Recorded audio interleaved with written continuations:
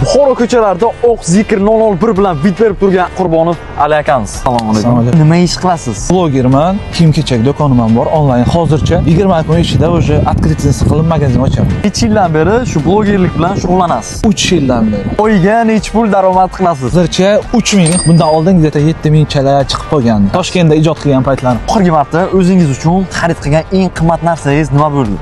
Eng qimmat narsa ko'p narsa. Telefon oldim, mashina oldim. Chunki qadrli bo'lgan o'g'lim uchun yaqinda ko'rasizlar narsa pодарок taxlayman. U ham sirli. Da, sirli.